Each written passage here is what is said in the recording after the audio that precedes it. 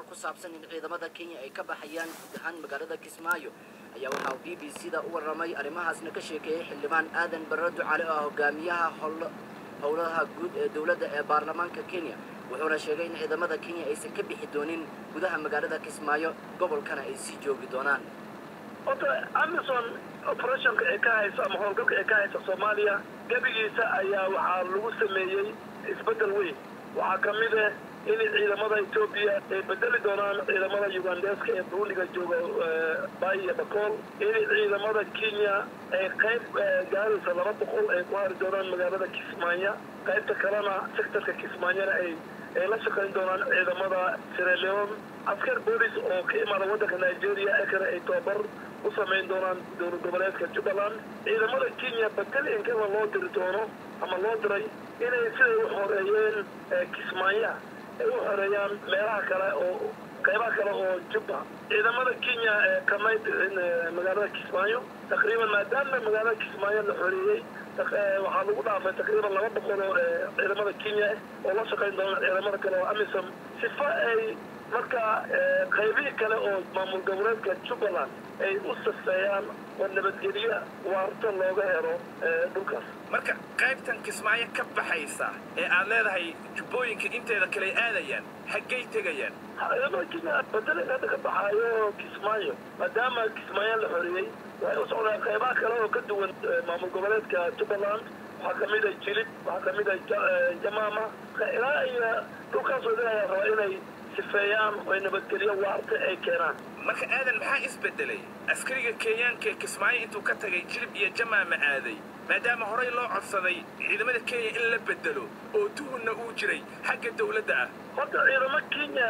ma joogaan Jubbada hoose ciidamada AMISOM ayaa joogaan Jubbada hoose ciidamada Kenya waxay kamid yihiin ciidamada wadamo fara badan oo hoos imaado maamulka AMISOM ay hogaamiyaan African Union haddana maadaama la rabo in gobolka ku dil nabadgelyo la helo iyo Soomaaliya gabiga nabadgelyo la helo maamulka AMISOM waxay la imaadeen strategy cusub oo ay rabaan ciidamada Ethiopia inay qayb qabtaan ciidamada Burundi iyo Ugandeska ay qayb loo dhiibo ciidamada Sierra Leone iyo booliska Nigeria iyo 200 oo Kenya ka joogta inay ayakana magaalada Kismaayo ay si joogaan sidii dawladda meesha ka dhisan loogu tababaro ciidan iyo boolis ciidamada Kenya oo AMISOM maamulkeeda hoos jooga ayakana waxaa la rabaa inay dhulka kale ay nabadgelyo ay keenaan waxaa kamid ah Jilib Jamaama iyo magaalada Bu'aale ciidamada Ethiopia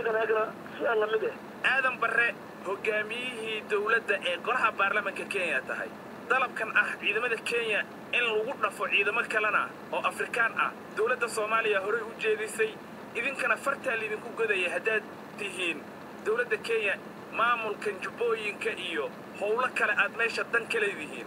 marka shakiga maxaa lagu saari karaa mar hadaad leedahay magaalooyinka kale baan aadayna Kismaayo qaar baa naga sii joogaya adiga waliba dawladda Kenya iyo siyaasiyiinta Soomaalida u hadlayo ee baarlamaanka Kenya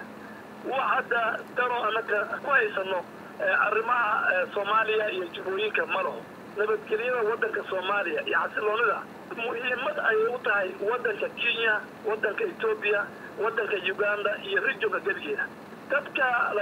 interest iyo ama urujoodan leenahay waa dad waxa weeye fikrad gaaban karo fikrad Soomaaliya iyo Kenya xiriirkeeda waxba muhiim weyn waxaana diyaar ma inaan la shaqeyno dawladda madaxweyne Xasan Sheekh horama la shaqeynay dawladda gobolada ayaa la shaqeynaynaa maamulka ka dhisan Jubaland ciidamada Sierra Leone ciidamada 200 Kenya ka joogaan booliska Nigeria maamulkaas ay la shaqeynayeen maamulkaas ay aqoonsan yihiin maamulkaasna waxa aqoonsan adduunweynaha caalamka aqoonsan United Nations aqoonsan African Union aqoonsan marka ciidamada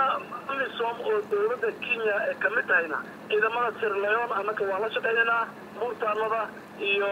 qalabkana ay isticmaalayaan diyaar baan u nahay inaan maamul kasta oo ka dhisan Soomaaliya aan garab ugu noqono hadaan nahay waddanka Kenya iyo African Union sidii stability loogu soo celin lahaa waddanka walaalaha naga ee jiraanka ee Soomaaliya kaasi waxa uu ahaa Aadan Barre Ducaale oo ah gudoomiyaha